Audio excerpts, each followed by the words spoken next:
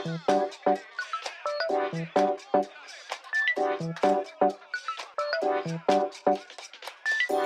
sahabat baca dan pembelajar bahasa dimanapun kalian berada, bertemu lagi dengan saya Wawan Yurian dalam channel pembelajaran bahasa Indonesia.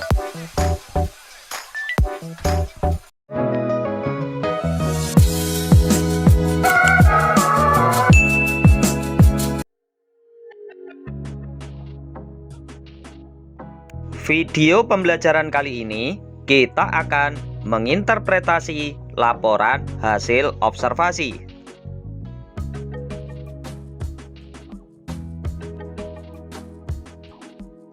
Setelah mempelajari materi ini, kalian diharapkan mampu 1.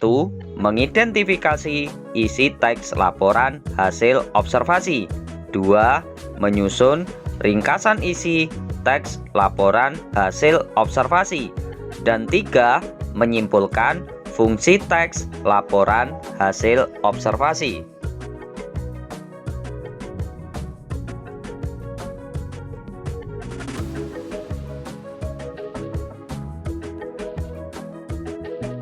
Sebelumnya, mari kita perhatikan teks berikut.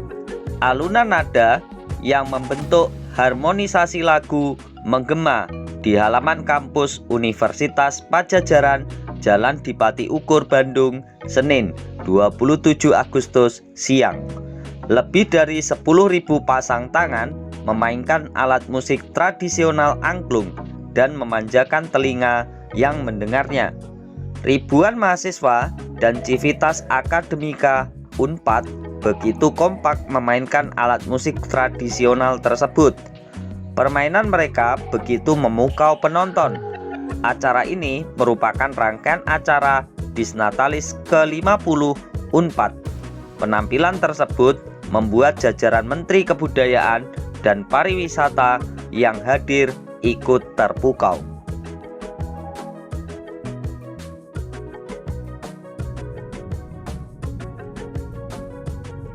Teks tersebut merupakan contoh laporan hasil observasi karena teks tersebut mengemukakan fakta-fakta yang diperoleh melalui kegiatan pengamatan.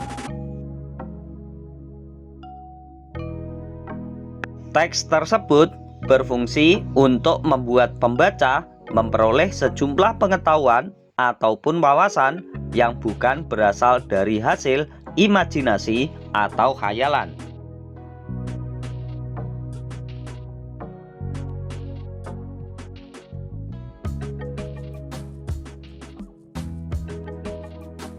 Secara sederhana, teks laporan hasil observasi memiliki ciri-ciri sebagai berikut. 1. Menyajikan fakta-fakta tentang keadaan peristiwa, tempat, benda, atau orang. 2. Menambah pengetahuan dan wawasan kepada pembacanya.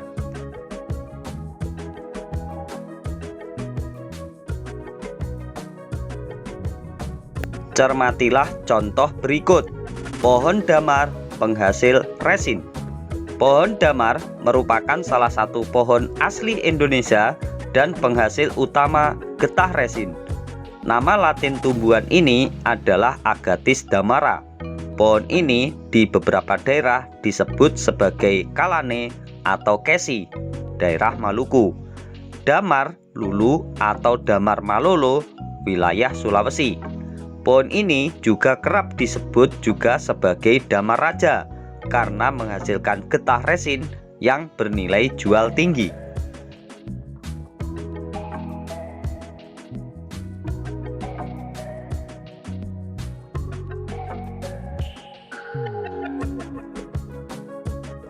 Pohon damar atau Agathis damara berukuran besar dan tingginya bisa mencapai 65 meter. Batangnya silindris dan lurus dengan diameter mencapai 1,5 meter. Kulit batang berwarna abu-abu muda hingga coklat kemerahan.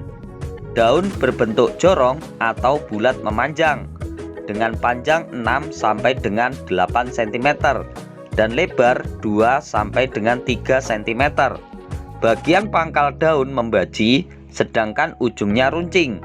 Tulang daun sejajar dan banyak. bunga jantan dan betina berada pada tandan yang berbeda pada pohon yang sama. Karakteristik unik itulah yang menjadikan pohon damar atau Agathis damara berbeda dengan jenis pohon lainnya.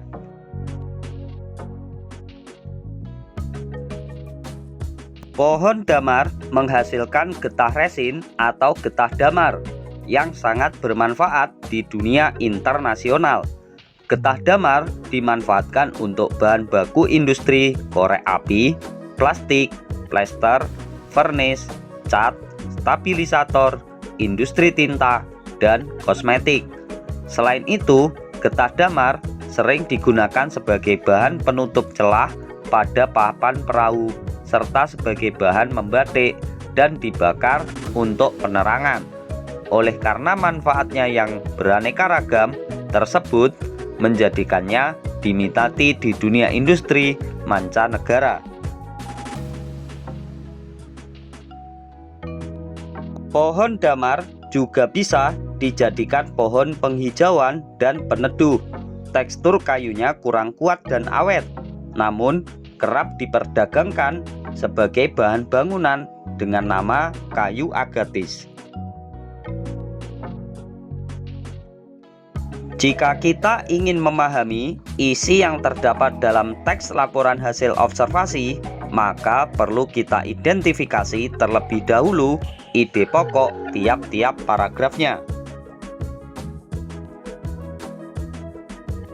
Ide pokok paragraf adalah ide atau gagasan yang menjadi dasar atau pokok pengembangan suatu paragraf. Ide pokok paragraf berupa kalimat umum yang dijelaskan ke bagian-bagian kalimat penjelas di dalam paragraf.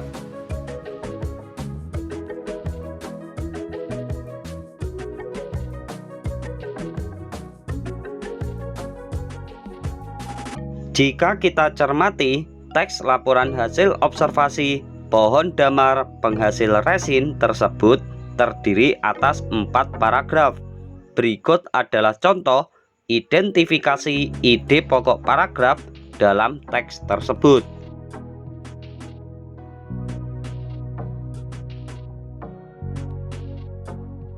Ide pokok paragraf ke-1, pohon damar merupakan pohon asli Indonesia dan penghasil getah resin.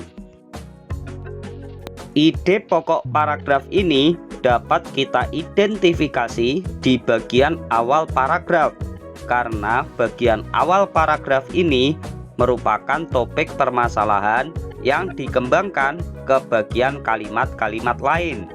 Pola pengembangan ide pokok paragraf di bagian awal paragraf dapat disebut sebagai pola deduktif.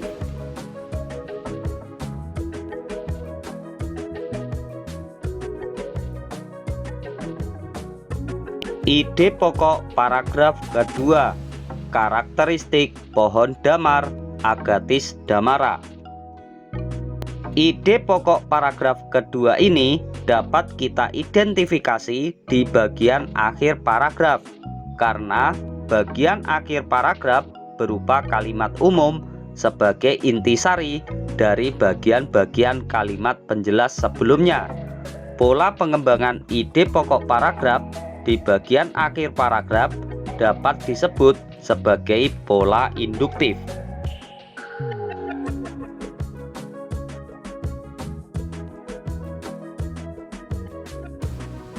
Ide pokok paragraf ketiga, manfaat getah damar bagi dunia industri internasional. Ide pokok paragraf ketiga ini dapat kita identifikasi di bagian awal dan terdapat penegasan ulang di bagian akhir paragraf. Pola pengembangan ide pokok paragraf tersebut disebut sebagai pola campuran atau pola variatif.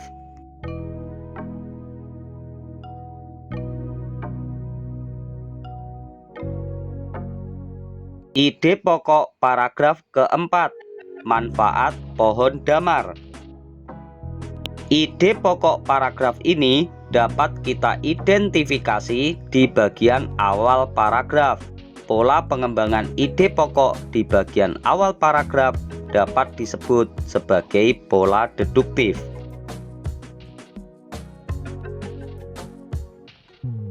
Berdasarkan hasil identifikasi ide pokok tiap-tiap paragraf tersebut, kita dapat membuat ringkasan isi teks laporan hasil observasi pohon damar penghasil resin sebagai berikut.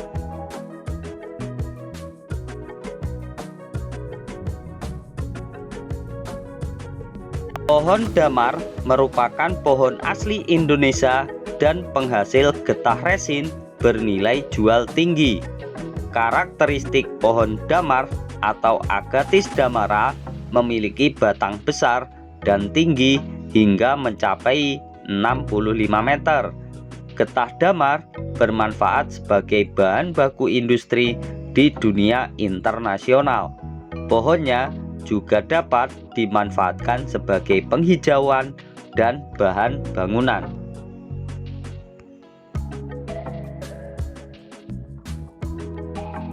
Ringkasan tersebut disusun dengan menggunakan teknik merangkaikan ide-ide pokok tiap-tiap paragraf menjadi satu kesatuan dengan menggunakan bahasa kita sendiri tanpa mengurangi maksud di dalam ide pokoknya.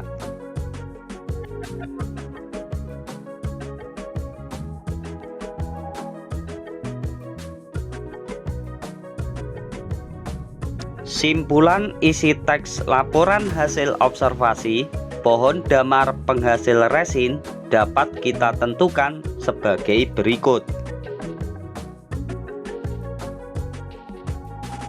Pohon damar merupakan pohon asli Indonesia penghasil getah resin yang bermanfaat sebagai bahan baku industri, penghijauan, dan bahan bangunan. Simpulan tersebut disusun dengan cara memampatkan atau memadatkan intisari informasi yang terdapat dalam ringkasan teks.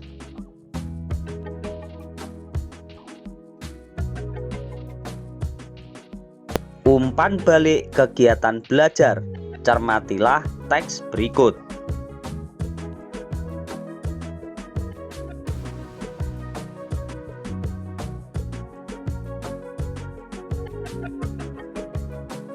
Bunga telang atau Clitoria ternatea adalah tumbuhan merambat yang biasa ditemukan di pekarangan atau tepi hutan. Sejak dulu, tumbuhan ini dikenal dan digunakan sebagai pewarna alami pada makanan dan minuman. Namun, selain mempercantik penampilan, makanan dan minuman, bunga telang juga mengandung berbagai nutrisi dan zat yang bermanfaat untuk kesehatan tubuh.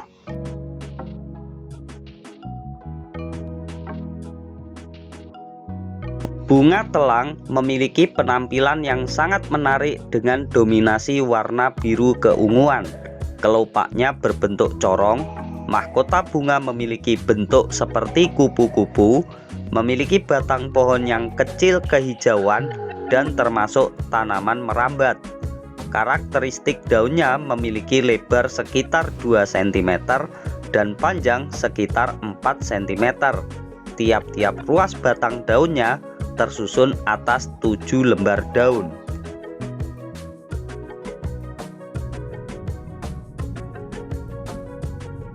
Menurut sebuah penelitian yang diterbitkan dalam International Research Journal of Pharmacy, kandungan antioksidan dalam bunga telang cukup tinggi untuk melawan peradangan penyebab penyakit. Kandungan antioksidan yang tinggi ini bertanggung jawab atas sifat antiinflamasi yang tidak hanya membantu mengurangi peradangan, tetapi juga melindungi dari sejumlah penyakit kronis. Ekstrak bunga telang menunjukkan sifat anestesi yang telah digunakan sejak zaman dulu untuk meredakan nyeri dan pembengkakan. Bunga telang pada umumnya dianggap aman jika dikonsumsi dalam jumlah wajar. meskipun belum ada penelitian yang mendukung tentang efek sampingnya. Tapi beberapa orang dilaporkan mengalami mual, sakit perut, hingga diare setelah meminum seduhan bunga telang jika dikonsumsi berlebihan.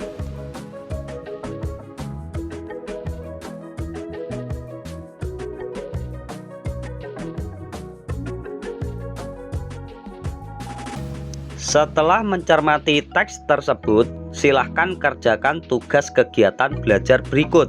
1. Temukanlah ide pokok tiap-tiap paragraf dalam teks laporan tersebut.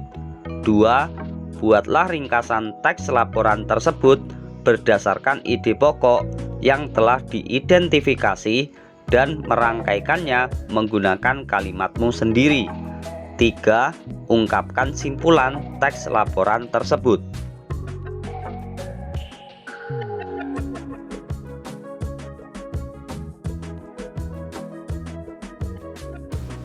Terima kasih telah menyimak video pembelajaran ini. Semoga dapat menambah wawasan dan kemampuan berbahasa kalian.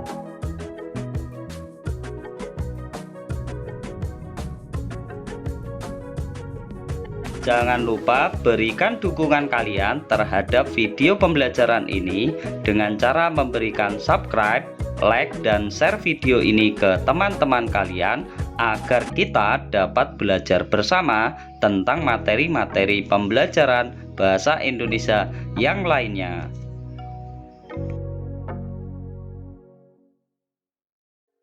Sampai bertemu lagi dalam video pembelajaran bahasa Indonesia berikutnya di channel pembelajaran bahasa Indonesia Wawan Yulian.